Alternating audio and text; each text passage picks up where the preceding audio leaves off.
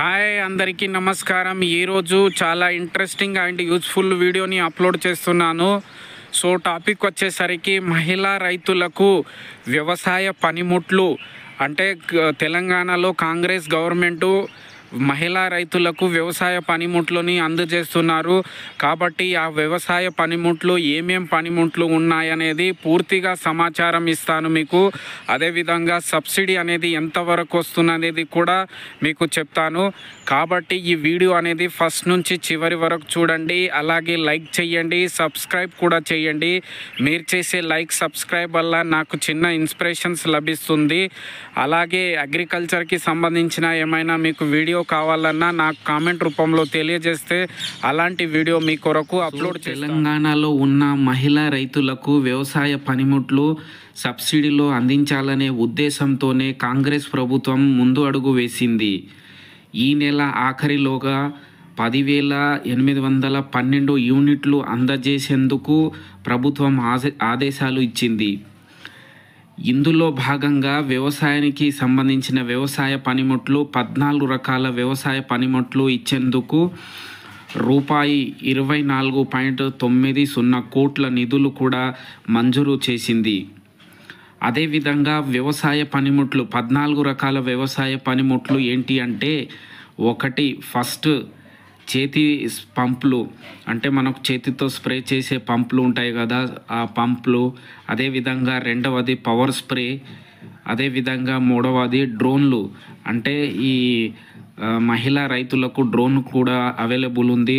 ఇప్పుడు టెక్నాలజీ ఏ విధంగా అయితే పెరుగుతుంది ఆ విధంగా మనకు స్ప్రేలు, ఇప్పుడు డ్రోన్లు చాలామంది రైతులు స్ప్రే చేయడానికి డ్రోన్లు కూడా ఉపయోగిస్తున్నారు. కాబట్టి తెలంగాణలో ఉన్నటువంటి కాంగ్రెస్ ప్రభుత్వము మహిళలకు ఈ డ్రోన్ కూడా అందజేస్తున్నారు.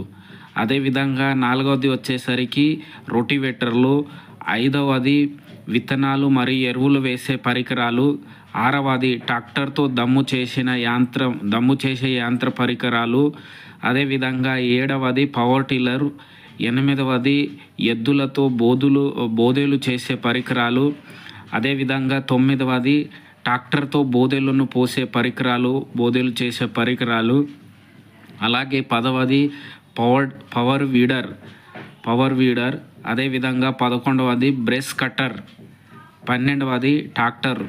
ఈ మహిళా రైతులకు ట్రాక్టర్ కూడా అందజేస్తారు. అదేవిధంగా 13వది మొక్కజొన్న కోత పరికరాలు, అంటే మొక్కజొన్న కోసే పరికరాలు. అదేవిధంగా 14వది గడ్డి చుట్టే పరికరాలు. ఈ విధంగా ఇప్పుడు చెప్పినటువంటి మొత్తం 14 రకాల వ్యవసాయ పనిముట్లను మహిళా రైతులకు అందజేస్తారు. దీంతో క్షేత్రస్థాయిలో జిల్లా వ్యవసాయ శాఖ ఇప్పుడు లబ్ధిదారుకు గుర్తించేందుకు కసరత్తు ఆల్రెడీ ప్రారంభించారు. సో మనము సబ్సిడీ చూసుకున్నట్లయితే గతంలో ఈ రైతు బంధు డబ్బులు అనేది అకౌంట్లో వేస్తుండే మనకు టీఆర్ఎస్ ప్రభుత్వము. దాని తర్వాత సబ్సిడీ అనేది ఆగిపోయింది. సబ్సిడీ ఇవ్వడం అనేది ఆపేశారు. ఆ తర్వాత ఇప్పుడు కాంగ్రెస్ ప్రభుత్వం వచ్చినప్పటి నుంచి ఇప్పుడు ఈ సబ్సిడీ అనేది స్టార్ట్ చేయడం జరుగుతుంది. ఆల్రెడీ దీనికి మనకు నిధులు కూడా మంజూరు చేయడం జరిగింది. సో గతంలో చూసుకున్నట్లయితే ఎస్సీ ఎస్టీలకు 90% సబ్సిడీ ఉండేది. అలాగే ఇతరులకు 50% సబ్సిడీ ఉండేది.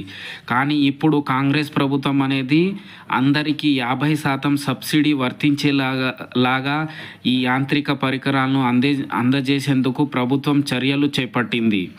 అంతేకాకుండా మనకు వాటికి విక్రయించే సంస్థలు ఉంటాయి కదా, ఆ సంస్థలు కూడా ఖరారు చేసింది. సో అలాగే ఇది మహిళా రైతులకు చాలా ఉపయోగపడే, మనకు వ్యవసాయానికి అందించే పనిముట్లు చాలా మంచి అవకాశం ఉంది మహిళలకు.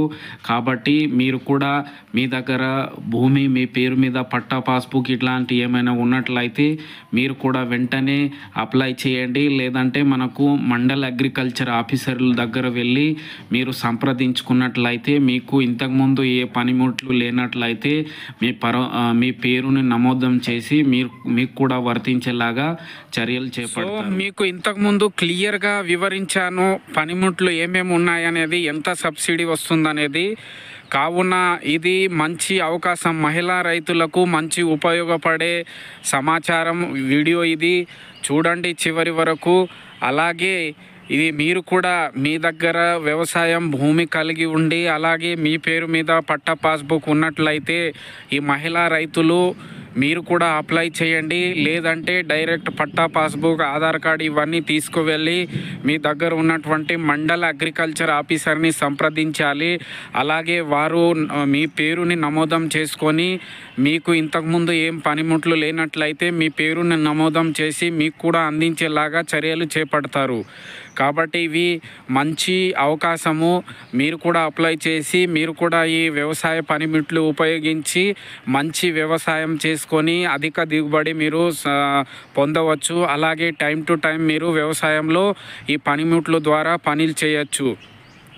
సో కాబట్టి మీరు కూడా అప్లై చేయండి. ఇది మీ దగ్గర ఉన్నటువంటి మండల అగ్రికల్చర్ ఆఫీసర్ని ఒకసారి సంప్రదించండి. వెళ్ళి అక్కడ మీ పేరుని నమోదం చేసుకోవాలి.